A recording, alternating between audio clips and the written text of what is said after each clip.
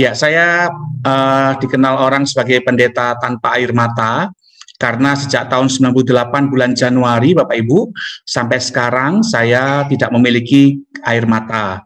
Itu karena kelenjar air mata saya rusak. Jadi kelopak atas dan kelopak bawah ini itu sudah nggak bisa mengalirkan air mata lagi. Itu sudah 24 tahun dari tahun 98 hingga sekarang. Mungkin Bapak Ibu berpikir, kan ada obat air mata buatan Pak Pendeta gitu ya. Ya memang sih kalau ada obat mata air buatan itu bisa. Tapi Bapak Ibu harus pahami baik-baik bahwa air mata itu diciptakan Tuhan sangat kompleks dan menurut saya mahal. Obat-obat tetes mata yang dijual di Indonesia itu tidak memenuhi komposisi air mata yang Tuhan ciptakan di bola mata kita, Bapak Ibu. Saya harus menggunakan obat mata buatan Indonesia itu komposisinya waktu itu tidak sesuai dengan yang Tuhan ciptakan. Jadi seringkali saya mengalami iritasi bahkan pelengketan antara kelopak mata dengan bola mata. Itu kalau sudah kering, kemudian obat yang diteteskan tidak seperti yang diharapkan atau yang dibutuhkan oleh mata kita, maka itu akan menghasilkan bola mata yang kasat ya, bahasa Jawanya itu seperti nggak susah digerakkan, kemudian mengakibatkan yang paling buruk adalah kornea mata kita itu tidak bisa mendapatkan nutrisi atau makanan, karena kornea itu hidup dari air mata, Bapak Ibu. Nah, air mata kita ini makanannya kornea. Ketika saya nggak bisa menggunakan, tidak memiliki air mata, maka kornea mata saya itu burem alias kabur. Jadi bola mata saya ini kabur, khususnya di bagian kornea. Lensa saya baik, lensa mata normal, tidak minus, tidak plus, tapi karena korneanya burem, jadi apa yang saya lihat jadi burem, apalagi yang sebelah kanan. Yang kanan ini tingkat jernihnya itu hanya kurang lebih 30%. Maaf, yang kiri itu 30%, kemudian yang kanan itu masih 60%. Jadi saya lihat itu penglihatan dengan mata yang tidak seimbang. Nah, melalui problem mata yang kabur ini yang menjadi pergumulan saya, Bapak Ibu. Saya lihat layar ini, saya nggak lihat wajah saya ini, cuma lihat bayangan gerak gitu ya. Saya tidak buta, sekali lagi saya tidak buta, tapi low vision. Low visionnya ini akibat dari kelenjar air mata yang tidak menghasilkan air mata, sehingga korneanya burem sampai sekarang. Nah, menarik sekali, saya menjalani mata seperti ini tuh 24 tahun. Itu tantangannya nggak mudah, Bapak Ibu. Saya sudah harus belajar berhati-hati kalau jalan. Yang namanya jatuh dari tangga itu sering, bahkan di mimbar saya, ya, di gereja yang saya layani, saya sudah pernah jatuh dari tangga mimbar saya. Ini kebetulan ada staf saya juga yang menyaksikan di YouTube, namanya Mas Arif, juga menyaksikan bagaimana saya jatuh dari tangga sampai terkilir kaki saya. Kemudian juga bagaimana saya dengan mata seperti ini, saya menjalani seringkali di tempat-tempat yang baru untuk saya datangin, ya, itu nabrak kaca. Kemudian saya pernah jatuh dari tangga pesawat, juga pernah jatuh dari kereta api di stasiun Tawang Semarang, juga udah pernah.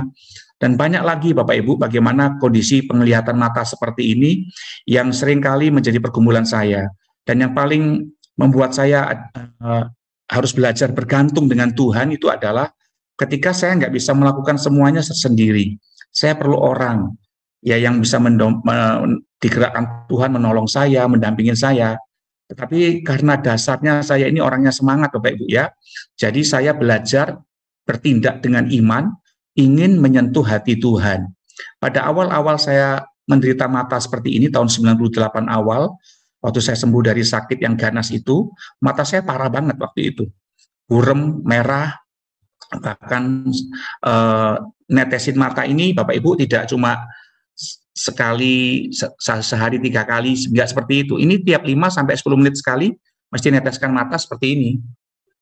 Nah, seperti itu. Dan ini buatan Amerika. Ini enggak ada di Indonesia Bapak Ibu. Satu botol ini harganya kurang lebih $13. Jadi satu botol ini hanya untuk maksimum 30 jam. Ya, jadi kalau 1 bulan saya perlu 20-30 botol obat mata seperti ini. Bapak Ibu bisa kalkulasi ya, $13 kalikan Rp15.000 kalikan anggaplah 20 botol aja sebulan. Itu sudah berapa? Itu sudah cukup mahal, jutaan rupiah buat air mata saja. Jadi Bapak Ibu harus waspada menggunakan air mata.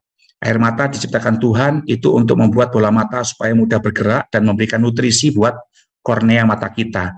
Itu sangat mahal. Jadi kalau nangis, kalau tidak penting, tidak usah nangis. Nangislah yang penting-penting saja. Nangis buat jiwa-jiwa, nangis buat pekerjaan Tuhan, itu penting ya. Tapi kalau cuma beras habis, biaya sekolah anak terus nangis, itu saya rasa sayang air matanya, Bapak Ibu ya. Jadi saya berdoa supaya Bapak Ibu memahami bahwa air mata ini sungguh diciptakan Tuhan luar biasa sekali. Bagaimana tanpa air mata kita bisa leluasa menjalani itu sangat sulit sekali hidup ini. Jadi air mata diciptakan Tuhan. Buat saya merupakan satu anugerah tersendiri bagi Bapak Ibu yang bisa menangis. Kenapa demikian? Bapak Ibu, saudara-saudara kekasih, enak ya kalau ada masalah, bisa nangis, bisa mencucurkan air mata gitu ya. Lah saya ini 24 tahun tidak pernah nangis Bapak Ibu. Ada masalah, ada tekanan batin gitu ya, misalnya kalau misalnya terjadi buat saya, itu saya nggak bisa nangis. Jadi kalau saya nangis tuh kelopak mata atas dan bawah ini seperti diperes mengeluarkan air gitu ya, tapi nggak bisa keluar airnya, jadi nyeri Bapak Ibu. Jadi itu saya alami 24 tahun. Secara ilmu kejiwaan, psikologi, tingkat depresi saya ini harusnya lebih tinggi dari Bapak Ibu yang bisa menangis. Tapi puji Tuhan, oleh karena kemurahan Tuhan, 24 tahun setiap kali ada tantangan, ada masalah, saya nggak pernah stres, nggak pernah depresi, itu semua karena tangan Tuhan yang menopang dan menguatkan saya sampai hari ini.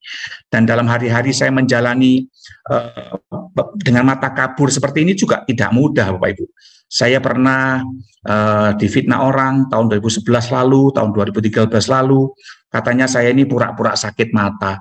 Padahal yang namanya berobat itu saya sudah bertahun-tahun Bapak Ibu ya, bukan cuma di Indonesia. Ada kesempatan check up di Singapura, Profesor Dr. Donald Tan, ahli kornea sedunia yang ada di Singapura, itu udah periksa mata saya. Dia ingin mengganti bola mata saya ini korneanya dengan gigi. Namanya operasinya osteoodontokeratoporosis. Itu di Singapura biayanya kurang lebih waktu itu $40.000. Duitnya siapa Bapak Ibu? Nggak sanggup. Akhirnya ya cuma bisa berharap dengan Tuhan. Padahal udah periksa ke sana, udah dijadwal operasi, tapi dananya mujizat belum ada. Tuhan suruh saya bersabar dengan mata begini, ya saya jalani sampai sekarang. Saya pernah ke Perth, ya di Lion Eye Institute di kota Perth. Itu juga gitu. Ya Dr. Graham ya, yang di Lion Eye Institute berkata, your eyes is very complicated. Ya mata saya ini sangat komplikasi. Itu reportnya ada sama saya. Belum lagi Dr. Martin, spesialis mata di Surabaya, kemudian Dr. Cahyono di Jakarta Eye Center, itu saya tiap 6 bulan sekali ke sana dulu Bapak Ibu. Periksa di tahun 2008 sampai tahun 2001. Lalu ada pembuluh darah yang masuk di kornea mata saya Bapak Ibu, itu sampai saya setiap 10 hari sekali, tahun 99 sampai tahun 2003, itu ambil darah 40 cc untuk membuat serum dari Dr. Cahyono Jakarta itu, untuk diteteskan ke mata saya berbau darah dengan serumnya dia. Itu hampir kurang lebih sampai tahun 2003 saya mengalami seperti itu. Nah, dalam kondisi seperti ini masih juga saya menghadapi tantangan difitnah orang. Gara-garanya apa? Saya ini kan orangnya semangat Bapak Ibu ya. Jadi saya berusaha untuk tidak seperti orang sakit mata ingin nyentuh hati Tuhan. Saya pernah nyetir, walaupun nekat gitu ya, nabrak orang juga sampai seperti itu. Ya ada saksi matanya jemaat saya di Bontang, bagaimana saya nabrak gara-gara saya nyetir, yaitu dari jalan di kilo 70 waktu itu. Karena saya pengen sembuh, pengen nyentuh hati Tuhan gitu Bapak Ibu. Tapi Tuhan belum tersentuh ya, Tuhan belum menyembuhkan mata saya. Saya sampai kuliah juga saya membuktikan sama teman-teman yang matanya sehat bahwa orang mata kabur juga bisa kalau punya semangat bisa mengerjakannya. Kitab Amsal berkata, ya orang semangat itu dapat menanggung penderitaannya. Jadi saya belajar untuk bisa menanggung yang diizinkan Tuhan mengalami penderitaan seperti ini. Jadi saya kuliah, menyelesaikan S1 saya di Jember, kemudian saya ngambil lagi SPD di Surabaya, saya S2 saya ngambil MPD, saya ngambil lagi MA, sempat lagi ngambil MTH yang terakhir, kemudian lanjut lagi S3, itu saya ngambil DTH, Demin dulu, dokter ministry, baru ngambil DTH. Dengan mata seperti ini, saya kuliah bawa teleskop Bapak Ibu, hanya untuk semangat. Ingin membuktikan bahwa penderitaan atau kelemahan itu bukan akhir daripada segala-galanya. Tapi belajar untuk kita bisa membuktikan bahwa ketika ada Yesus dalam diri kita, maka kita bisa melakukan hal-hal yang cakap melampaui apa yang bisa kita buat secara manusia. Dan itu terjadi. Di meja saya penuh dengan lampu, di meja kelas saya, ketika saya kuliah waktu itu. Namun saya bisa belajar untuk mengerti bagaimana semangat itu mengalahkan segalanya. Sudah begitu difitnah orang, Bapak Ibu. Katanya saya ini pura-pura sakit mata. Dan itu sempat tersebar di Jakarta, dan saya diajar Tuhan untuk tidak usah bela diri. Ya, saya sempat dikasih nomor teleponnya yang fitnah saya bisa telepon dia kalau saya mau, tapi bukan soal benar atau salah kan, tapi respon hati. Saya bilang, ya kalau saya difitnah, harusnya kan mereka kalau bijaksana ya nggak boleh sepihak dong. Ayo kita tutur mata sama-sama, yuk kita periksa mata saya yang bayarin deh untuk meyakinkan kamu, pilih tutur mata mana, yuk. Sampai sekarang Bapak Ibu ya, tapi sudahlah, itu satu keadaan salib yang harus saya pikul. Bagaimana kita ini kalau sudah dalam penderitaan sering minta dikasihani, tapi nyatanya bukan dikasihani atau ditolong, malah diinjak ya. Karena tahun 2011 sampai tahun 2015-16 yang lalu, itu Tuhan bawa saya kemana-mana, mungkin ada orang yang sirik gitu ya, dengan kondisi mata seperti ini, tapi oke lah, buat saya nggak jadi masalah, yang penting sikap hati saya, karena saya belajar sesuatu, ketika saya dulu waktu masih mata sehat Bapak Ibu, saya belajar sesuatu yang menurut saya ini pembelajaran yang sangat berharga, yaitu bagaimana saya diajar Tuhan untuk percaya. 2 Korintus pasal 5 ayat 7, hidup kami ini adalah hidup karena percaya, bukan karena melihat. Semua masalah yang kita hadapi di dunia ini itu bisa dilihat oleh mata, Bapak Ibu. Ya, tapi kalau kita lihat dengan mata kita, maka kita akan mengalami yang namanya keadaan di mana lemahnya kekuatan kita. Karena terus terang Bapak Ibu, sebab apa yang kita lihat itu menunjukkan bahwa semuanya seolah-olah lebih besar daripada masalah kita kan. Sakit kita ketika dokter berkata penyakitmu nggak bisa sembuh gitu ya. Belum lagi nanti kita ngadapin yang namanya pergumulan soal keuangan, susahnya nyari pekerjaan, seperti itu Bapak Ibu. Itu keadaan-keadaan di mana seringkali kekuatan kita itu sepertinya nggak ada apa-apanya dengan masalah kita. Yang namanya divonis mati itu saya sudah pernah mengalami. Itu makanya Tuhan ngajar, kalau kamu lihat dengan mata, hidup dengan melihat, maka kamu akan melihat kecillah kekuatanmu. Ya, naiklah kepada menara itu. Bukankah Amsal 9 juga berkata, nama Tuhan adalah menara yang kuat, kesanalah orang benar berlari dan menjadi selamat. Kenapa nama Tuhan dibilang menara Bapak Ibu? Karena saya belajar di situ. Menara itu sifatnya 2. Yang pertama tinggi. Kalau Anda lihat kapal tanker yang besar atau mobil truk yang besar, Anda di atas menara. Anda lihat mobil itu jadi kecil atau kapal itu jadi kecil karena kita di atas menara. Kemudian yang kedua, menara itu kokoh, dihantam hujan, dihantam badai, dihantam angin, dia akan tetap berdiri. Ketika nama Tuhan bagikan menara dalam hidup kita, maka Tuhan akan mengajar pada kita untuk melihat masalah kita seperti Tuhan melihatnya. Itu perlu rasa percaya. Kita akan kokoh beriman menghadapi kehidupan ini, tidak tergoyahkan dengan keadaan. Karena banyak orang yang karena penderitaan murtad tinggalkan Tuhan, banyak. Soal keuangan murtad, soal jodoh murtad, ya apalagi soal orang, siapa sih yang sakit tak pengen sembuh? Ayo Bapak Ibu, ya setiap kita pasti ngalami keadaan seperti itu.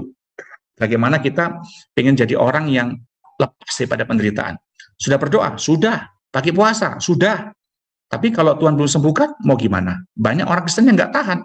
Itu makanya perlu kokohnya iman kita ketika Tuhan menjadi menara yang kokoh dalam hidup kita. Sehingga kita dalam keadaan seperti ini, saya akan tetap setia melayani. Saya melayani di kota kecil, ya di kota Bontang, Kalimantan Timur, Bapak Ibu. Saya melayani jemaat-jemaat yang sederhana di sana. Saya belajar setia, saya nggak mau lari dari pelayanan. Walaupun pada awal-awal saya melayani itu tantangannya berat. Saya masuk Bontang itu tahun 2004. Ya Bapak Ibu, kemudian 2008 saya menetap di Bontang bersama dengan istri dan anak-anak. 2004 sampai 2008 saya masih merintis. 2008 sampai sekarang tuh tantangannya banyak banget Bapak Ibu. Pelan-pelan saya akan tunjukkan sama Bapak Ibu bagaimana indahnya percaya dengan Tuhan sehingga kita bisa melihat kelemahan kita menjadi suatu kekuatan yang luar biasa. Kenapa kok saya bertahan di pelayanan dengan kondisi mata seperti ini? Saya nggak lari. Karena saya belajar sesuatu Bapak Ibu. Belajar dari mana? Dari kesaksian saya ini. Ya silakan Pak Franky, tolong tayangkan PowerPoint-nya. Tahun 91 Bapak Ibu, waktu saya lulus SMA, ya saya ngambil sekolah Alkitab di Tawangmangu tahun 91, lulus tahun 93. Ini foto saya waktu masih muda, waktu mau menikah, mata masih normal Bapak Ibu ya. Ini waktu itu saya umur 24 tahun. Dan menarik sekali Bapak Ibu, tahun 93 itu saya waktu itu ditempatkan di desa Mangkupalas, Kalimantan Timur, sebagai seorang pengerja di sebuah gereja Pantai Costa. Nah, saya ketika main di situ, saya melihat nggak langsung dipakai seperti pendeta besar gitu, enggak Bapak Ibu ya, menyapu, ngepel, bantu cuci piring, setiap hari itu pekerjaan koster, itu saya kerjakan Bapak Ibu. Ya, dalam kondisi mata masih sehat, waktu itu masih muda belia, saat itu saya masih umur 17 tahun Bapak Ibu, tahun 93. Kemudian kira-kira tahun 95 ketika masa kontrak saya untuk jadi koster atau pengerja di gereja itu selesai, saya berkata, Tuhan, jadi pendeta kok susah begini ya, padahal saya di sekolah Alkitab Tawangmangu bernasar sama Tuhan, mau jadi hamba Tuhan sepenuh waktu, kalau saya bisa menyelesaikan sekolah di sekolah Alkitab Tawangmangu, Jawa Tengah itu dengan ajaib. Karena saya bilang sama Tuhan, Tuhan kalau Engkau panggil saya, aku akan siapkan semuanya. Dan ternyata betul Bapak Ibu, saya sekolah itu nggak tahu siapa yang sponsorin saya sampai saya lulus. Sampai akhirnya saya berkata, ini Tuhan yang panggil saya. Makanya saya waktu masuk Kalimantan Timur tahun 93, itu saya mantep banget. Kenapa demikian? Karena saya dari sekolah udah diteguhin bahwa saya dipanggil Tuhan. Ternyata waktu saya masuk jadi pengerja itu, tantangannya besar sekali. Disinilah saya belajar hidup dengan melihat lebih dulu.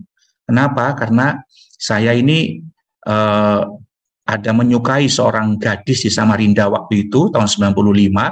Cuman kan dia anak orang mampu. Lah saya cuma seorang pengerja tinggal di desa, di kampung Mangkupalas waktu itu. Mana mungkin bisa menikahin dia. Saya bilang, Tuhan, jadi pendeta kok miskin gini ya. Saya nggak mau dia Tuhan, saya bisa bahasa Inggris, saya bisa komputer. Kenapa saya nggak ya pelayanan sambil kerja lah gitu ceritanya. Akhirnya tahun 95 setelah saya selesai kontrak, saya pergi ke Samarinda Bapak Ibu. Ke Samarinda saya melamar di sebuah perusahaan kayu dan saya diterima. Dalam waktu 5 bulan saya diangkat jadi manajer produksi di perusahaan itu, perusahaan kayu log Bapak Ibu. Nah disitulah saya mulai jauh dari Tuhan. Bukan pelayanan sambil kerja, tapi akhirnya kerja sampai lupa pelayanan, itu yang betul. Saya merasa hebat, saya merasa waktu itu berhasil, ya akhirnya saya bisa ngontrak rumah, saya beri perabotan lengkap, saya tunjukin sama calon mertua saya waktu itu bahwa saya bisa pelihara anaknya, sampai akhirnya tahun 97 saya menikah Bapak Ibu ya, ini foto tahun 97 waktu saya menikah, next. Nah akhirnya saya menikah dengan gadis yang saya cintai, orang Samarinda, sekarang jadi istri saya, Ibu Gembala di Kota Bontang. Nah, ketika saya menikah dengan dia ini, Bapak Ibu, wah ini temperamen banget saya, Bapak Ibu. Bagaimana saya pada waktu itu menjadi seorang suami yang arogan. Saya kasar sama istri saya hamil anak pertama itu kenyang, saya bentak-bentak. Ya, sampai saya betul-betul sekolah Alkitab tuh, masih diploma waktu itu ya, udah 2 tahun saya sekolah Alkitab. Tapi ya itulah, kalau orang udah hidup dengan melihat, Bapak Ibu, maka semua masalah dipandang dengan logika manusia. Ya karena saya merasa hebat waktu itu. Mata masih normal semua waktu itu. Sampai akhirnya Bapak Ibu, istri saya nggak pernah mengadukan saya ke mertuanya atau ke mamanya, dia nggak pernah. Dan menarik sekali, banyak teman-teman yang ngingetin saya untuk saya supaya kembali ke pelayanan, termasuk gembala sidang saya yang sekarang, Pendeta King. Ayo Samuel, balik pelayanan, kamu dicari Tuhan. Oh enggak Pak, saya hebat nih, saya bisa kerja, bisa ngumpulin semua, Tuhan kehendaki kok saya kerja sambil pelayanan, saya bilang gitu. Nyatanya ya nggak pelayanan Bapak Ibu. Sampai akhirnya saya karir. Ketika anak saya lahir, Bapak Ibu, anak pertama saya lahir, itu waktu itu awal 98 Januari. Menarik sekali, pada waktu itu saya ngalami yang namanya tiba-tiba demam, tanggal 1 Januari tahun 98. Demam, mata merah, tenggorokan sakit. Cuman itu aja. Lah karena saya seorang manajer, biaya berobat kan ditanggung perusahaan. Waktu itu masih belum ada BPJS ya, masih jam kesos kalau tidak salah waktu itu. Jadi saya sakit sedikit aja ke dokter. Saya pergi ke dokter mata, karena mata saya merah. Dokter mata pegang pelipis saya dan dahi saya, dia bilang, Mas, Pak kamu kok demam katanya. Saya kasih obat penurun demam ya. Saya dikasih obat penurun demam sama dokter mata di Samarinda waktu itu. Namanya paracetamol. Kemudian dikasih obat mata, kemudian tanggal 3 Januari badan saya masih demam juga. Saya pergi lagi ke dokter umum. Waktu saya ke dokter umum itu, Bapak Ibu, dokternya lihat ada bintik-bintik merah di telapak tangan dan juga di lengan saya. Dan pada waktu itu saya naik motor dari rumah ke dokter praktek itu, tangan saya ini megang stang sepeda motor ini udah sakit seperti ditusuk-tusuk duri gitu. Telapak kaki saya juga. Lalu dokternya ketika lihat saya, ini dokter umum yang terkenal di Samarinda, ketika dia lihat saya, dia bilang, wah, Bapak ini kena infeksi virus. Saya kasih obat pembunuh virus ya, mahal, nggak apa-apa, kantor yang bayar Pak. Pak dokter, saya bilang gitu. Saya dikasih obat pembunuh virus, namanya Soter 400 mg. Kemudian dikasih lagi, karena dilihat saya demam, saya dikasih Pamol. Pamol itu juga mengandung paracetamol, Bapak Ibu. Lah saya nggak tahu, karena saya hidup dengan melihat. Apa yang saya lihat pandang baik oleh mata dan hati saya kerjakan, Bapak Ibu. Singkat cerita, saya ke apotek, saya tebus resep, saya masih lihat Biogesik, saya masih lihat di Colgen, itu semua kan obat mengandung paracetamol ya, saya nggak tahu. Saya beli, kemudian sampai di rumah, itu obat dokter mata saya minum, obat dokter umum saya minum, obat bebas saya minum. Ya, akhirnya nyampur obat sendiri, Bapak Ibu. Sampai akhirnya yang bintik-bintik merah dalam waktu 4 kali minum obat itu, ya tanggal 3 malam, 4 pagi, 4 siang, sorenya, ketika istri saya pulang kantor, karena waktu itu dia masih kerja di sebuah perusahaan distributor Sony dan semen di Samarinda, ketika lihat wajah saya sudah belang-belang, Bapak Ibu. Ya udah gosong-gosong, suhu badan tambah naik, dan mata saya mulai bertambah merah. Next lagi, nah ketika dalam hitungan jam, nah saya bisa gosong seperti ini, Bapak Ibu ya. Jadi hangus semua badan saya, sampai esok hari hangus, kemudian saya dibawa ke rumah sakit Dirgahayu di Samarinda. Waktu dokter yang tadi nanganin saya itu lihat saya, dia kaget, loh kok saya seperti ini? Dikira saya kena santet, karena saya saya pasien pertama yang kena penyakit ini. Ya maklum di Kaltim kan banyak santet, Bapak Ibu ya, zaman dulu ya. Dikira saya kena santet, dikira saya mungkin disantet sama teman kantor kah atau apa ya, saya nggak tahu. Sampai akhirnya dipanggilkan dokter spesialis kulit. Dari dialah diketahui bahwa saya ini bukan kena santet, tapi kena penyakit langka yang didiagnosa namanya Stephen Johnson Syndrome. Stephen Johnson Syndrome, Bapak Ibu.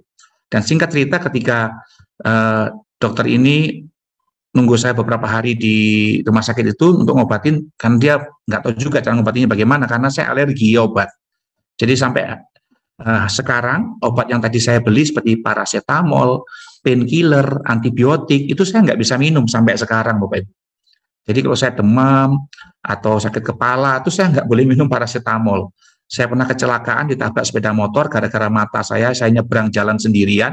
Saya pernah ditabrak sepeda motor, Bapak Ibu ya, sampai saya terkapar di aspal jalan raya itu, dibawa ke UGD, dibilang sama istri saya bahwa saya ada alergi Stephen Johnson Syndrome. Dokternya nggak berani ngobatin, saya suruh pulang dalam keadaan saya babak belur tabrakan waktu itu. Nah, pada waktu itu dokternya nunggu saya, dokter mata suruh ngasih saya di mata saya ini garamisin, dikompres pakai bore water. Tahu-tahu tanggal 8 Januari itu mata saya buta, itu nggak bisa lihat, buta sama sekali. Nah inilah, seolah-olah nih Tuhan pengen ngomong gitu ya, ayo kamu biasa hidup dengan melihat ya, sekarang kalau kamu buta gimana? Nah ini dia nih Bapak Ibu. Itu satu saya buta itu saya sudah stres berat.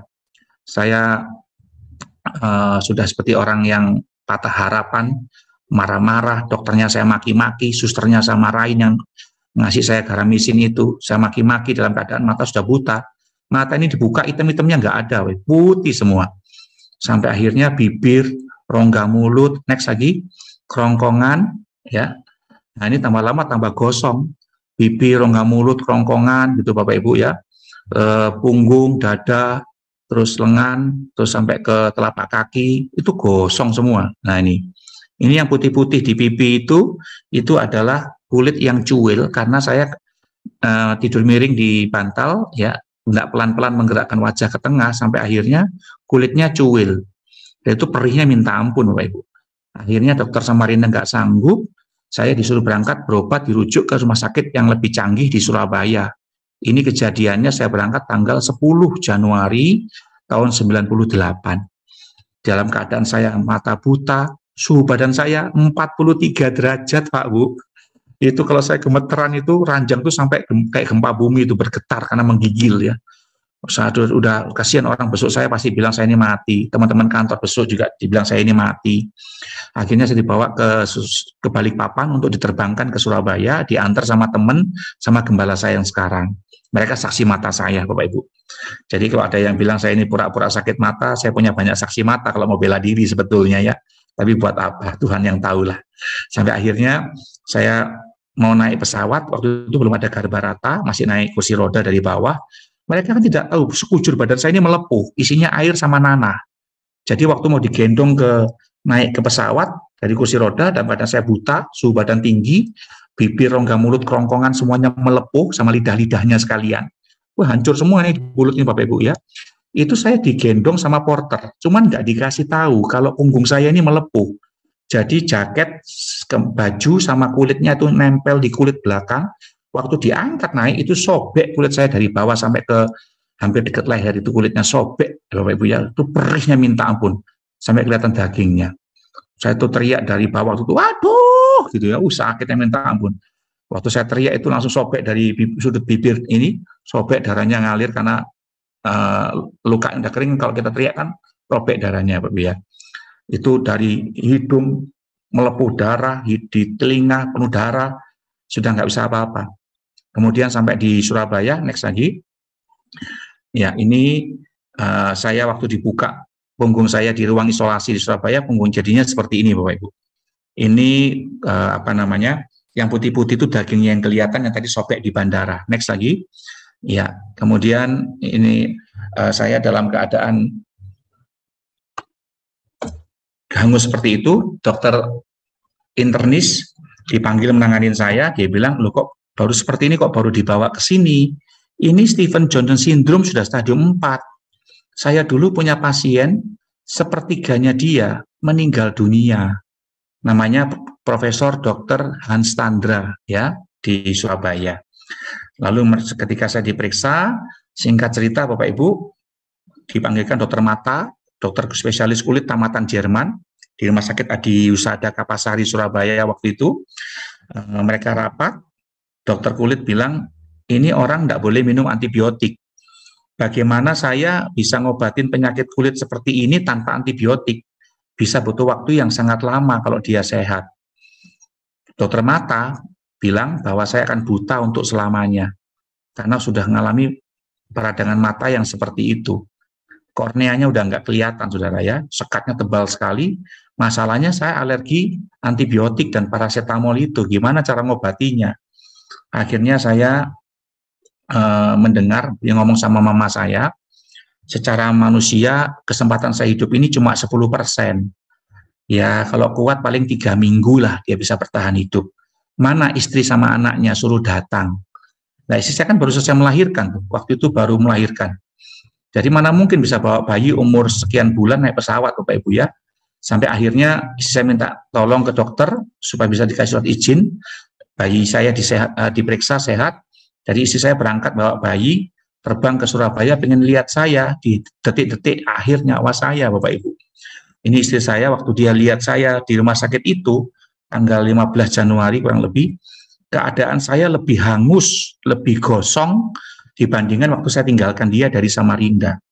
Gosong waktu itu dia nangis lihat saya juga udah nggak bisa lihat waktu itu, dan dalam keadaan saya seperti itu, mata ini sudah kering sekali, udah nggak bisa digerakin ya, udah buta. Dan menarik sekali, istri saya sempat tanya sama saya gini, kok kamu ini ada apa sama Tuhan, kok sampai seperti ini? Nah barulah di situ saya dalam keadaan ya sadar gitu ya, saya bilang, aku punya nasar. Loh nasar apa katanya? Saya dulu di sekolah Alkitab Tawamangu pernah bernasar, mau menjadi hamba Tuhan sepenuh waktu, dimanapun Tuhan suruh saya pergi melayani. Akhirnya saya bilang, oh kamu kok nggak bilang sama saya, ya sudah kamu bayar nasarmu, tuh dokter udah nggak sanggup nanganin penyakitmu, ayo doa, ayo. Saya diajak berdoa Bapak Ibu. Nah setiap hari juga ada ibu-ibu namanya Ibu Lidi, Ibu Yeni, yang setiap hari itu datang ke rumah sakit itu doain saya. Saya nggak tahu wajahnya waktu itu Bapak Ibu ya, karena saya udah buta. nguatin saya, tiap hari dia datang dengan setia. Dan sebetulnya setiap orang datang, keluarga saya, famili saya di Surabaya kan banyak. Mereka lihat saya nggak ada harapan. Ini foto-foto yang foto papa saya, Bapak Ibu, pakai kamera Fuji film yang DL8 itu, dengan harapan kalau saya mati ada sejarahnya yang dulu matinya kena penyakit ini gitu loh kira-kira Bapak Ibu ya. Dan nggak tahu ternyata foto ini malah jadi berkat mana-mana. Next lagi, dalam keadaan saya gosong seperti itu Bapak Ibu, saya diajak bertobat minta ampun, bukannya tambah baik, malah tambah parah Bapak Ibu ya. Ini 20 kuku saya, tangan dan kaki itu 10-10 itu ngelupas dan lepas semua Bapak Ibu. Perihnya minta ampun, kukunya itu lepas. Anda pernah cantengan ya, cantengan aja satu kuku sakit ya, apalagi 20 kuku lepas semua, gantian kukunya lepas. Dari 2 puting saya itu ngalir darah, ya sampai dikasih alkohol itu nggak mau berhenti, ngalir terus. Kemudian dari kulit kepala itu ngelupas, borok semua di kulit kepala saya. Dokter Hans bilang saya disuruh gundul. Istri saya kasihan, jangan dok, biar saya rawat aja kepalanya. Kasihan wajah sudah gosong semua begitu, suhu badan udah tinggi, digundul lagi mau kayak apa suami saya dok. Istri saya ini yang setia ngerawat saya. Inilah yang luar biasa Bapak Ibu. Dari sini saya tahu bahwa dia seorang wanita yang hebat. Jadi kalau saya bisa seperti sekarang ini bukan saya yang hebat sebetulnya ya, tapi karena ada seorang istri yang mengerti arti mengasihi dan percaya dengan Tuhan. Bahwa dia dalam keadaan seperti itu nggak balas dendam, dia tetap mengasihin saya, dia tetap merawat saya dengan setia dan penuh kasih, Bapak Ibu. Belum lagi telinga, hidung, itu bleeding terus. Jadi udah darah keringnya itu keluar dari telinga saya, itu kan 98. Keluar tuh tahun 2003, setelah 5 tahun bersarang di telinga saya. Yaitu karena pendarahan yang sana sini. Belum lagi lambung, usus, liver, ginjal, itu rusak semua Bapak Ibu, melepuh semua dari dalam. Kemudian telapak tangan tiba-tiba menggelembung, itu isinya air sama nanah, kayak ada kantongnya di telapak tangan Bapak Ibu. Itu sampai digunting sama dokter, dikeluarin cairannya, sakitnya minta ampun. Satu malam saraf kaki saya kecepit, sakitnya minta ampun Bapak Ibu. Ya, dikasih obat saya alergi. Mau diurut nggak boleh karena melepuh, pakai Remaxon bisa parah ya. Jadi diapain? Dibiarin Bapak Ibu. Wah, itu saya kesakitan sepanjang malam itu karena kaki saya seperti itu. Mau minum painkiller sepanjang kayak konstan nggak bisa. Sampai sekarang saya konstan tuh alergi Bapak Ibu. Dan dalam keadaan seperti itu yang saya naikkan cuma satu, doa pertobatan. Minta ampun sama Tuhan. Dialah Allah yang punya hati manusia. Ketika kita datang kepada Dia penuh kasih, maka besarlah kasih setianya Bapak Ibu. Dia Yesus yang luar biasa, yang oleh karena kemurahannya, ya saya divonis mati oleh dokter dalam waktu 3 minggu, kemudian divonis buta untuk selamanya, lambung, usus, liver, ginjal udah pada rusak. Next lagi Bapak Ibu, ya saya dalam keadaan seperti ini. Next, saya belajar untuk melihat cara Tuhan yang ajaib. Ya mata saya nggak bisa dioperasi, jadi saya diobatin. Next lagi. Kemudian ini dehidrasinya itu wajah saya Bapak Ibu yang sudah seperti itu. Next lagi, ya. Nah ini tumpukan obat mata Bapak Ibu ya. Ini ada foto yang belum tertayangkan. Next lagi, ada lagi Pak fotonya? Sudah Pak, ini yang terakhir. Habis ya, baik. Ya, oke. Jadi pada waktu saya dalam keadaan hangus seperti tadi, Bapak Ibu dehidrasi, itu tiba-tiba tanggal 26 Januari, tiba-tiba saya bilang sama suster yang merawat saya, Sus, saya di rumah sakit Adi Husada ya. Loh kamu kok tahu, Sam? Itu di spray ada tulisannya. Loh coba dibaca. Saya membukukan mata, wajah saya ke spray itu, saya baca pelan-pelan. Rumah sakit Adi Husada, Kapasari, Surabaya. Barulah dia, warnanya apa? Merah Sus. Saking senangnya Bapak Ibu, dia panggil dokter mata. Dan pada waktu itu ketika mata saya dibuka, itu item-itemnya atau korneanya ini bisa muncul sendiri tanpa operasi, itu ajaib. Jadi saya bisa lihat walaupun kabur, saya bisa lihat waktu itu sampai sekarang. Dan kulit ini Bapak Ibu, setiap pagi bayangkan kulit ini kan melepuh ya, membusuk, sudah kelihatan dagingnya, itu dikasih dariantul sama dokter kulit, kemudian dikasih salep, kemudian diperban. Besok pagi kan belum kering toh langsung Bapak Ibu, itu perbannya dikupasin. Apa enggak teriak-teriak tiap hari Bapak Ibu saya dalam keadaan seperti itu. Tiap hari. Dan menarik sekali Bapak Ibu, oleh karena kemurahan Tuhan, tanggal 24 itu ketika saya dibukain perbannya, dokternya tanya, kok enggak teriak-teriak Sam? Enggak sakit dok. itu ternyata dalam keadaan kemarin tuh masih membusuk ya, masih basah. Itu tanggal 24 atau 26 Januari itu tiba-tiba bisa kering total. Nggak ada busuknya atau basahnya sama sekali. Bercaknya banyak sekali tapi sudah kering, Bapak Ibu. Itu kok ajaiban. Dokter sampai lu kok bisa ya tanpa antibiotik bisa cepat kering seperti ini katanya. Dan saya, kamu jangan senang dulu, kamu perlu rawat jalan dengan saya kurang lebih 2 tahun lah, supaya saya hilangkan bercak-bercak di dada, di punggung, di lengan, juga di pipi ini, Bapak Ibu ya. Dan saya pulang ke Samarinda, saya nggak rawat jalan di Surabaya. 5 bulan saja Bapak Ibu, saya bayar nasar saya menggabungkan diri dengan sebuah gereja di Lembuswana Samarinda di GBI. Ketika saya menggabungkan diri dengan beliau, 5 bulan saya jadi full timer di gereja itu luar biasa Bapak Ibu. Kulitnya itu bisa pulih sendiri, nggak ada bercak sama sekali ya di tangan, di dada, ini kayak kulit baru, 100% kulit baru. Ini sungguh keajaiban Bapak Ibu, yang luar biasa. Lalu dokter penyakit dalam lihat lambung, usus, liver, ginjal, itu semuanya bisa pulih semua Bapak Ibu ya. Bibir, rongga mulut, kerongkongan ini sembuh semua. Dan inilah bentuk keajaiban yang luar biasa yang dokternya sampai saking senangnya. Dokter Hans itu kan juga pendeta Bapak Ibu ya di gereja Betani di Manyar pada waktu itu. Saking senangnya beliau lihat perubahan saya. Belum bayar rumah sakit Bapak Ibu, waktu itu lagi krismon juga waktu itu ya. Saya diizinkan pergi ke gereja ya dalam keadaan belum bayar rumah sakit untuk bersaksi di sana Bapak Ibu. Wajah masih kosong-kosong tapi udah kering. Tapi saya bisa dibawa ke sana, saking senangnya beliau. Seorang penyakit Stephen Jones Syndrome stadium 4 yang langka itu bisa disembuhkan Tuhan dengan ajaib. Karena dia pernah punya pasien, sepertiganya saya waktu itu meninggal dunia. Ya juga ada banyak sekali kesaksian orang kena Stephen Jones Syndrome, baru stadium 1, stadium 2, itu sudah meninggal dunia. Dan saya stadium 4 Bapak Ibu. Dan ini satu anugerah di mana saya belajar menyentuh hati Tuhan.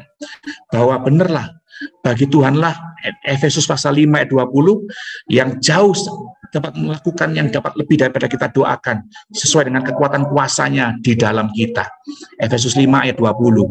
Dan inilah yang saya bisa kerjakan. Sengaja Tuhan izinkan saya mengalami keadaan yang bertambah parah supaya saya bisa menunjukkan bahwa kuasa Tuhan itu sempurna, tidak dibatasi oleh ruang, tidak dibatasi oleh keadaan, karena Dia adalah namanya bagian menara yang teguh, yang kokoh, yang luar biasa, yang sanggup menyatakan bahwa ketika orang percaya kepadanya, maka dia sanggup membuat keajaiban. Dan itu sungguh luar biasa. Maka sekarang yang ditinggalkan Tuhan, diizinkan masih ada sama saya, itu mata ini. Jadi ini masih ada gosong-gosong sedikit di sini, kemudian kornea juga belum baik betul. Jadi jarak pandang saya itu, titik jelasnya 1 meter. Lewat 1 meter saya lihat, tapi tidak jelas. 24 tahun seperti ini. Saya baca itu, jaraknya cuma 10 cm. Jadi kalau pakai HP itu hurufnya besar-besar, tulisannya putih, backgroundnya gelap. Itu saya baru bisa baca. Itu pun setengah mati. Kalau udah kelelahan, tingkat kejernihan makin menurun. Itu tiap hari seperti itu. Dan yang paling parah lagi adalah obat mata ini, Bapak Ibu. Saya kalau nggak pakai ini, saya persis seperti orang buta. Bagaimana mungkin saya hidup tanpa ini? Dan sengaja 24 tahun, Bapak Ibu, ya. Anggaplah per bulan itu saya 7 juta lah sama ongkos kirimnya. Ini yang luar biasa Bapak Ibu ya. Mujizatnya dahsyat banget. Tuhan sayang sama saya. Bahkan sama setiap orang yang belajar mengasihi Dia. 24 tahun itu saya nggak pernah beli obat mata ini Bapak Ibu. Ini luar biasa. Ada ibu-ibu di Jakarta, beberapa dari mereka saya belum tahu, belum pernah tatap muka. Tapi mereka bisa digerakkan Tuhan ya untuk memberkatin saya.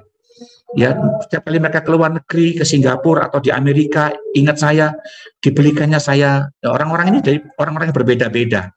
Ya, apalagi di zaman pandemi ini, Pak Ibu. Di pandemi ini, apalagi waktu awal-awal tahun 2020, itu kan kargo dari luar negeri kan tidak bisa masuk Indonesia. Pas obat mata saya habis, Bapak Ibu. Itu bisanya ada ibu dari San Francisco, ingat saya. Kemudian dia bawakan saya itu waktu itu 50 botol pas masa pandemi waktu itu. Jadi saya tuh dalam masa pandemi ini sudah terima 4 kali pengiriman dari orang yang menurut saya itu amazing banget, luar biasa banget. Jadi saya dipelihara Tuhan, seolah-olah pandemi COVID-19 ini dipakai Tuhan sebagai satu cara untuk mereset pola pikir kita. Jangan mengandalkan manusia. Kalau kita mengandalkan Tuhan, hidup dengan percaya, engkau nggak hidup dengan melihat dengan mata jasmanimu, engkau akan melihat kuasa Tuhan dinyatakan lebih dahsyat. Efesus 5 ayat 20, bagi dialah yang sanggup melakukan jauh lebih besar daripada yang kita doakan, sesuai dengan kekuatan kuasanya di dalam kita yang mengasihi Dia. Itu luar biasa, Bapak Ibu.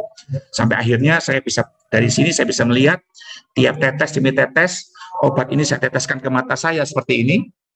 Wah, saya melihat kasih setia Tuhan yang luar biasa, yang tidak pernah meninggalkan orang yang percaya kepada Tuhan. Nah, singkat cerita, ketika saya belajar mengasihi Tuhan, ditempatkan Tuhan melayani lagi, Bapak Ibu, tahun 2004, Bapak Ibu, saya diutus untuk masuk kota Bontang. Itu jemaat waktu itu masih 13 orang, merintis, Bapak Ibu ya. Waduh, itu banyak pergumulan.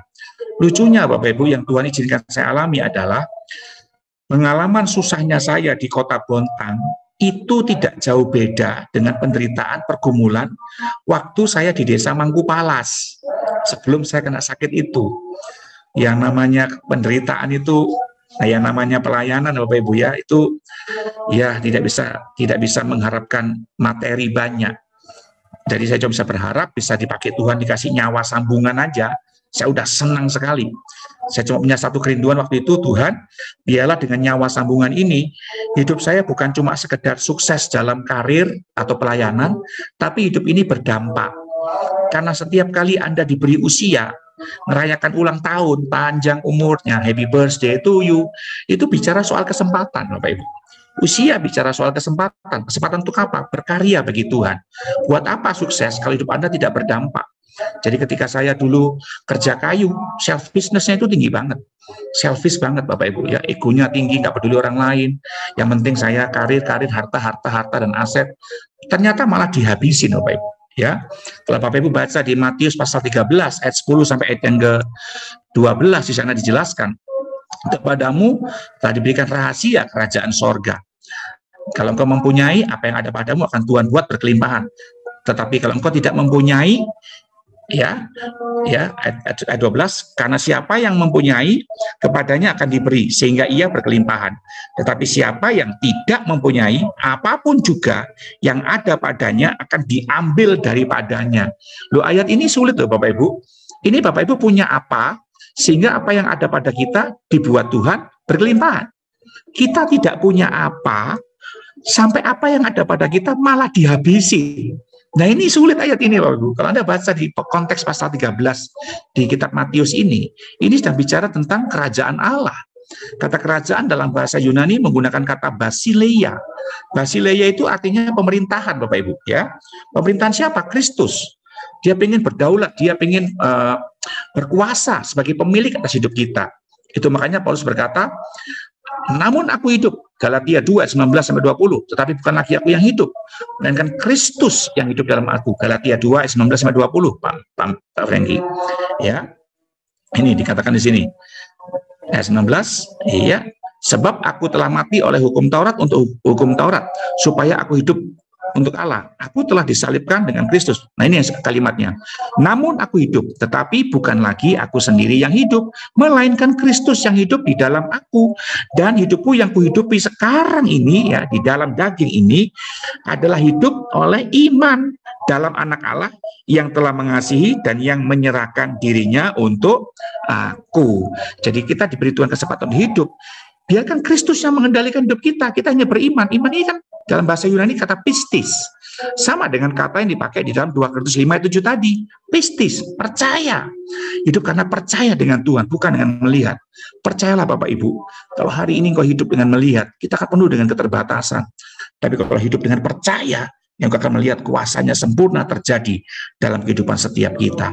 Karena dalam segala sesuatu yang kita alami adalah kesulitan, kesusahan, kemustahilan. Tapi kalau kita hidup dengan percaya, iman di dalam Kristus yang telah mati dan mengasihi, menyerahkan nyawanya untuk kita, maka disitulah kita akan melihat terobosan terjadi, mujizat terjadi. Itu yang saya buat di kota Bontang. Saya di Bontang sudah 18 tahun sampai sekarang Bapak Ibu. susah payah saya jalanin, ya, sakit sana, sakit sini saya alamin. Namun hari ini Tuhan percayakan saya untuk bisa mengembalakan jemaat di Kota Bontang tiap hari bertambah. Saat saya bangun gereja pun juga begitu, Bapak Ibu, penuh tantangan, penuh pergumulan. Bisa berkata, Tuhan, kalau Engkau bisa panggil saya di sini, kasih saya kesempatan, saya pasti bisa menyelesaikan pembangunan yang sedang saya kerjakan saat itu. Dan itu sungguh luar biasa, Bapak Ibu. Dan luar biasa saya bisa melihat campur tangan Tuhan yang ajaib.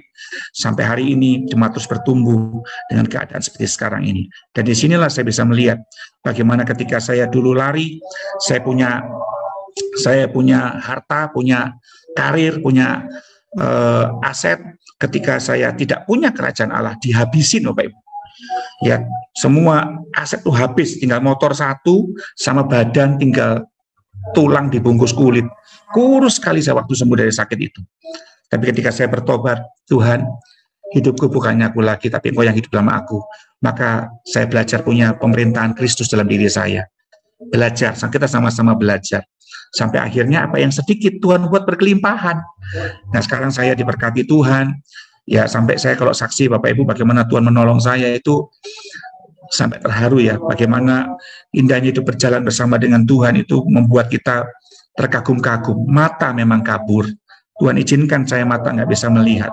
Tapi kalau mata hati kita terang, Anda akan melihat bagaimana campur tangan Tuhan dinyatakan. Sampai hal-hal kecil saja, biaya kuliah anak, pada waktu itu, ya itu Tuhan siapkan semua. Seolah-olah Tuhan bilang begini loh, kamu dulu kerja, mengandalkan apa yang kamu lihat, bersandar dengan mata dan hatimu, apa sih yang kamu dapat? Tapi sekarang, ketika kamu belajar hidup percaya dengan aku lihat apa yang kamu dapat. Wah, saya malu Bapak Ibu, tidak bisa ngomong. Tuhan sediakan semua yang saya nggak pernah pikirkan, ya, dengan mata dan hati saya. Jauh lebih daripada bisa kita pikirkan dan doakan. Disitulah kita bisa melihat campur tangan Tuhan yang ajaib. Ya, di dalam Efesus pasal 5 ayat yang ke-20 dikatakan, bagi dialah yang dapat melakukan jauh lebih banyak daripada yang kita doakan atau pikirkan, seperti ternyata dari kuasa yang bekerja di dalam kita. Efesus 5 ayat 20, itu sungguh dahsyat. Apa yang Anda serahkan dengan Tuhan, Bapak Ibu, itu nggak sebanding dengan apa yang Tuhan bisa kerjakan dengan kita. Sampai saya pernah, Bapak Ibu, dengan kondisi mata seperti ini, itu luar biasa. Ya, tahun 2007 mulai Tuhan bawa saya pelayanan dengan mengembalakan. Tuhan bawa saya waktu itu mengambil kuliah S1 di Jember tahun 2006. Di situ mulai luar biasa Tuhan bawa saya. Dari nggak dikenal orang, from zero, ya to hero. Itu Tuhan buat keajaiban. Dari Jember ke Bondowoso, terus ke Situbondo, karena kuliah saya di Jember waktu itu, diundang sana, diundang sini, masuk ke Kota Malang, kemudian sampai ke Surabaya. Di Surabaya banyak orang kenal saya, Bapak Ibu. Kemudian Tuhan bawa saya lagi ke Kudus, lalu ke Semarang, jalur Pantura, sampai ke Tegal, Bapak Ibu. Itu sungguh luar biasa. Sampai saya bilang, Tuhan, saya dalam keadaan mata kabur gini, jalan kemana-mana sendiri waktu itu, Bapak Ibu ya. Karena istri saya masih harus jaga anak sekolah. Ya mau nggak mau saya harus bayar sendiri, kalau ngambil pendamping itu kan tiketnya mahal. Jadi saya belajar sendiri ya, resiko nabrak kaca, jatuh dari tangga, kecemplung got, masuk parit. Itu pernah saya Bapak Ibu. Ya demi untuk bersaksi nguatin banyak orang. Penderitaan itu luar biasa. Sampai saya dibawa ke mana itu Pekalongan, kemudian ke Tegal, balik ke Semarang lagi. Di Semarang saya sempat berjumpa dengan Jeffrey S. Chandra tahun 2009. Nah, barulah saya masuk Jakarta dibawa Jeffrey S. Chandra pada waktu itu. Dari Jakarta, orang mendengar kesaksian saya mulai ke seluruh Jakarta, Bapak Ibu, sampai ke Bandung, sampai ke Jawa Barat. Ya, itu tangan Tuhan yang ajaib. Bahkan bukan sampai di situ, dalam kondisi mata kabur begini, Tuhan bawa saya mulai ke bangsa-bangsa. Bukan untuk jalan-jalan, tapi untuk pelayanan. Mereka undang, mereka belikan tiket saya, gitu Bapak Ibu ya. Saya udah 5 benua dan 30 negara, Bapak Ibu, pergi dengan mata begini. Diundang pelayanan untuk khotbah dan bersaksi, muatin orang, bikin KKR kesembuhan. Dan saya pernah melihat keajaiban juga terjadi. Di Singapura ada orang yang matanya buta, saya doakan bisa melihat. Di tempat yang sama, dengan doa yang sama, dengan tangan yang sama, saya doa untuk mata saya sendiri. Ya nggak sembuh, Bapak Ibu ya. Nggak sembuh. Itu kedaulatan Tuhan. Apapun alasannya, saya tetap melayani Tuhan.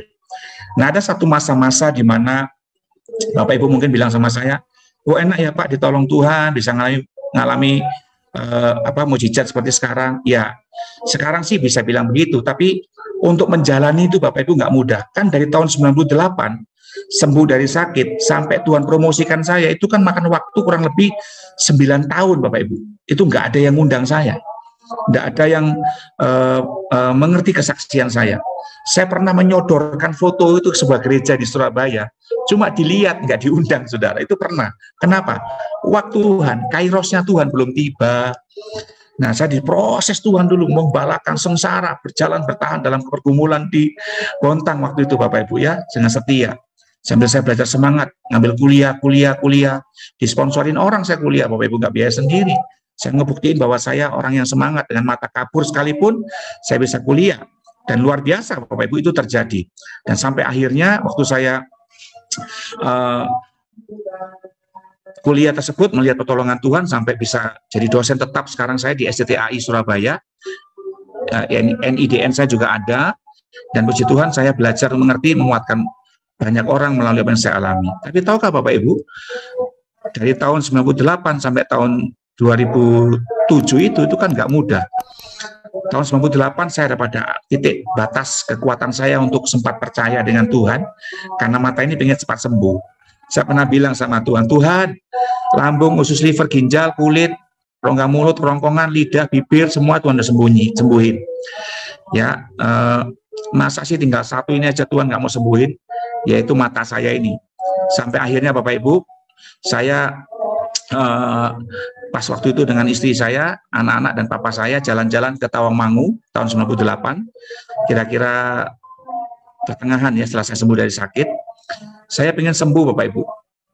Kemudian di depan sekolah Alkitab saya, tempat di mana saya sekolah, saya ditawari sama seorang yang nawarin naik kuda itu Bapak Ibu. Pak, ayo Pak naik kuda, dibilang gitu. Saya bilang, enggak Pak, mata saya sakit. Loh, sakit kenapa Pak? Ini mata saya merah, gini segala, enggak ada air matanya. Loh Pak, jangan khawatir Pak. Itu di bawah sana ada kolam. Kolam ini dulu ada orang cuci mata di kolam itu Pak, di pohon keramat itu. Matanya sembuh katanya gitu.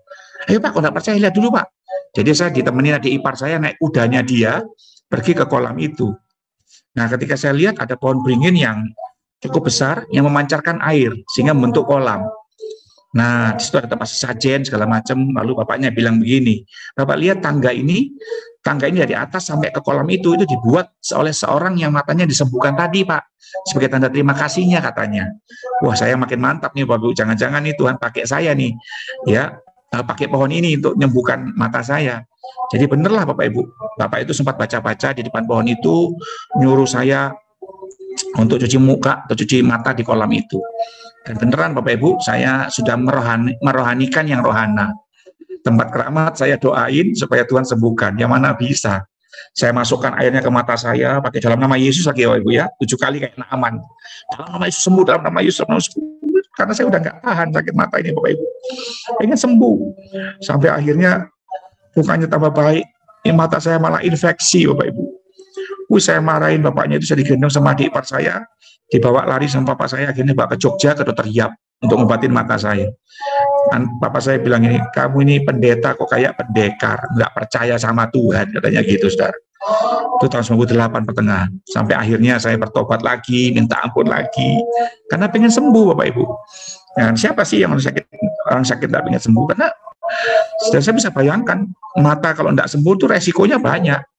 Ya mending baik, ya kalau buta sekalian sih masih mending lah ya. Ini kan setengah buta istilahnya gitu. Jadi suka fata morgana, dari yang menyakitkan sampai yang memalukan itu saya pernah buat dengan mata kabur ini. Apa yang memalukan? Salah panggil orang, mas saya panggil mbak, mbak saya panggil mas. Salah masuk toilet wanita, itu berkali-kali Pak Ibu, karena saya lihat simbolnya rok wanita itu roknya kurang mekar itu di logo masuk, pintu masuknya itu. Saya kira gambar laki-laki, saya masuk ternyata toilet wanita. Mengerikan sekali Pak Ibu. Belum lagi yang insiden ditabrak mobil, jatuh dari tangga, kecemplung parit. Itu luar biasa ada penderitaan ini. Makanya saya ingin sembuh. Saya pikir tempat keramat itu bisa terjadi.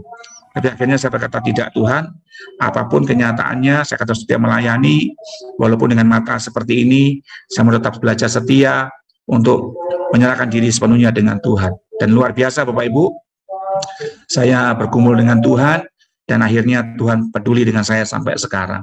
Dan tidak ada lagi perkataan mengeluh. Kalau Bapak Ibu nanti lihat YouTube, ketik aja lagu judulnya Walau Tanpa Air Mata. Lagu itu booming tahun 2011, Bapak Ibu. Dan puji Tuhan jadi berkat sampai sekarang. Lagu ini diciptakan oleh seorang anak Tuhan namanya Diki Setiawan, yang terberkati dengan kesaksian saya, lalu dia bikinin saya lagu itu. Ketika saya nyanyikan, saya ketemu dengan seorang produser, dan produser ini membiayai semuanya, dan sampai akhirnya jadi berkat Bapak Ibu lagu itu, Walau Tanpa Air Mata.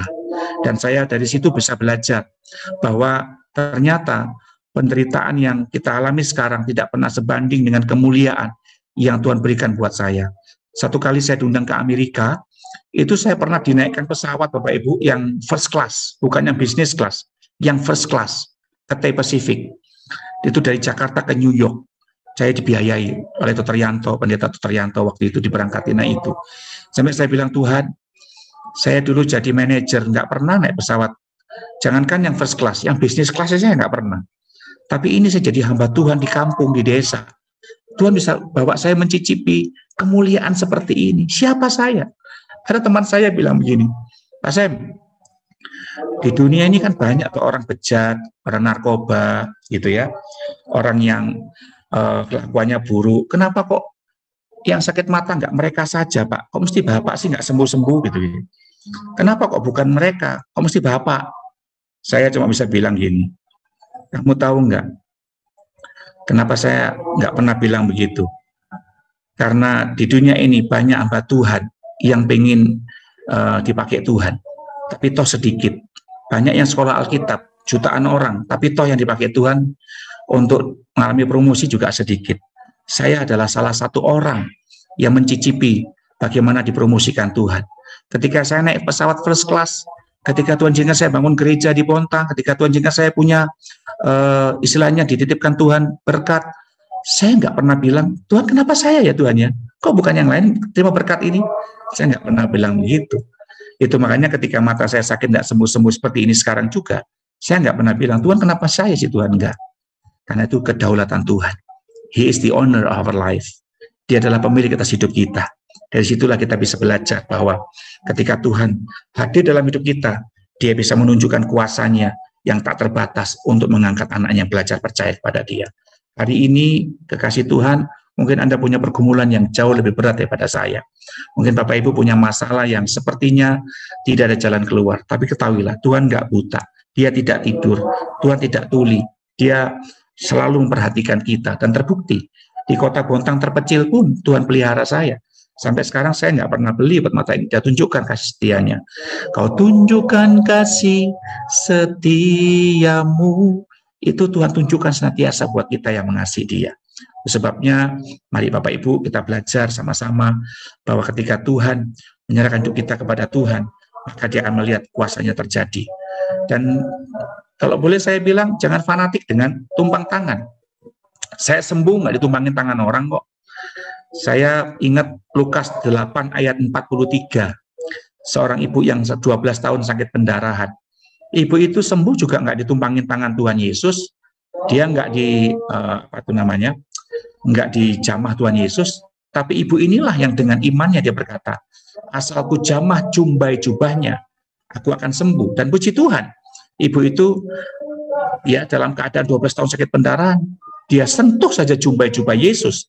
Dia sembuh. Dia seperti menarik kuasa keluar dari kehidupan Yesus untuk dia bisa mengalami kesembuhan. Kenapa saudara? Karena selama 12 tahun, bilangan pasal yang ke-15 ayat 33 dan 30 sampai 35 dijelaskan di sana bahwa ibu ini lihat jumba itu, dia melihat akan segala perintah Tuhan. Ya, kalau dulu dia lakukan apa yang dia pandang baik oleh mata dan hatinya, ketika dilihat jumba itu ditetapkan Tuhan untuk bisa menyadarkan kita bahwa kita belajar mengakui ketuhanan Allah dalam hidup kita. Dan itu sungguh luar biasa. Begitu dia akui engkaulah Tuhanku, engkau pemilik atas hidupku, dia sentuh jumba itu, nggak perlu tumpangin tangan, sembuh ibu itu. Sama dengan hal ini sore ini. Kalau Bapak Ibu hari ini punya pergumulan yang berat, soal apa aja, mungkin hari ini kau belum mengalami pertolongan Tuhan, mungkin karena Tuhan masih melihat kita mengandalkan kekuatan sendiri, hidup dengan melihat. Tapi ketika kita belajar percaya dengan Tuhan, maka disitulah dia akan melihatkan kuasanya nyata terjadi dalam saudara, sehingga Ya kita nggak seperti kebanyakan orang Kristen di luar sana. Seminar, KKR, tapi nggak ngalamin kuasa. Kenapa? Karena jadi pemilik bukan dirinya Tuhan Yesus, masih dirinya sendiri. Yaitu yang dialami oleh wanita itu sakit 12 tahun pendarahan. Itu seperti saya alami. Saya belajar selama kurang lebih 24 tahun terakhir ini untuk belajar mengakui kepemilikan Yesus atas hidup ini. Sehingga ketika dia memiliki hidup kita ini, Bapak Ibu, percayalah semua yang kita perlukan, semua yang kita butuhkan, dia sanggup sediakan dengan begitu ajaib. Termasuk hal-hal yang sangat penting dalam hidup saudara, kebutuhan-kebutuhan kita. Dia sangat peduli. Selai rambut di kepala kita ini loh, nggak dibiarin Tuhan jatuh kalau Tuhan nggak kehendaki ya. Apalagi kalau sampai saudara mengalami krisis keuangan, krisis kesehatan, krisis rumah tangga. Yang penting respon hati, Bapak Ibu. Ketika kita belajar percaya dengan Tuhan, wow, yang kering bisa jadi basah, yang kekurangan bisa mengalami kelimpahan. Itu janji Tuhan buat kita. Dan saya sudah membuktikannya, pengalaman berjalan bersama dengan Tuhan, dimensi-dimensi kemustahilan itu sungguh ya bisa kita atasi dengan penuh keajaiban. Asal engkau percaya Yesus, Dia yang telah memberikan nyawanya buat kita. Isa Al-Masih Shallallahu Alaihi Wasallam itu, ya, Dia telah memberikan nyawanya buat kita. Dia mati bagi saudara, dia memberikan jaminan keselamatan, ya pasti, bukan insya, tapi pasti, sehingga saudara mengalami kuasa yang luar biasa dan jaminan keselamatan itu. Seolah-olah saya ingin berkata begini, kalau keselamatan saja dia berikan dengan nyawanya, dengan darahnya, apalagi cuma soal kesembuhan, apalagi cuma soal fulus. Orang dunia bilang ada fulus semuanya mulus. Tapi kalau kita orang percaya enggak, ada Yesus semuanya mulus. Haleluya, haleluya ya. Makanya saya ngajak Bapak Ibu hari ini belajar supaya kita bisa berkata, Tuhan, hari ini kalau aku memiliki Engkau, keselamatan Kau beri. Apalagi cuma soal uang, berkat, kesembuhan, pemulihan rumah tangga, itu kecil bagi kita. Yang paling penting adalah bagaimana kitanya ini dulu, Bapak Ibu, punya pemerintahan Kristus yang memiliki kehidupan kita, sehingga Kau hidup dengan percaya kepadanya, tidak dengan melihat jasmani. Makanya saya bersyukur, walaupun mata kabur, tapi Tuhan melatih mata hati untuk belajar melihat kuasanya. Walaupun saya melayani di desa, ya banyak, ya kota kecil lah ya, banyak kekurangan, banyak pergumulan, tapi sampai hari ini saya tetap bisa melihat kuasa Tuhan. Di masa pandemi, Tuhan reset pikiran saya lagi untuk belajar mengandalkan Tuhan, dan itu nyata kuasanya, Bapak Ibu.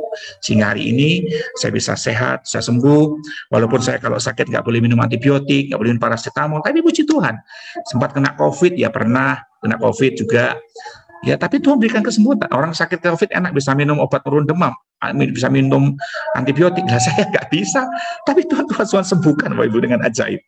Ya, dan itu sungguh pertolongan Tuhan yang luar biasa saat kita belajar percaya. Itu makanya Bapak Ibu, mari kita belajar sama-sama sore hari ini untuk belajar mengandalkan diri kepada Tuhan, maka Dia akan menyatakan kuasanya atas kita. Haleluya.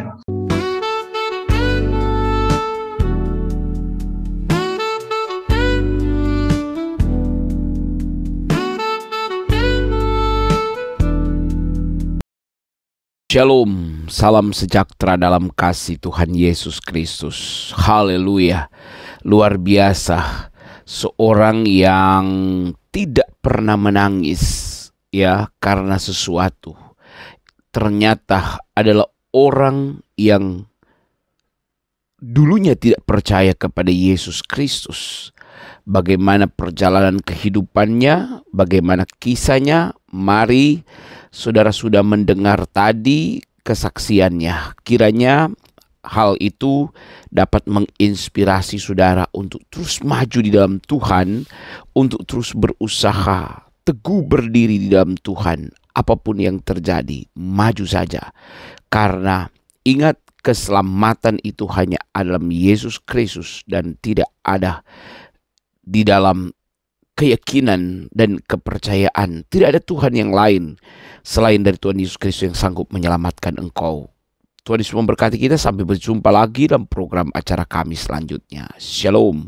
Haleluya. Puji Tuhan.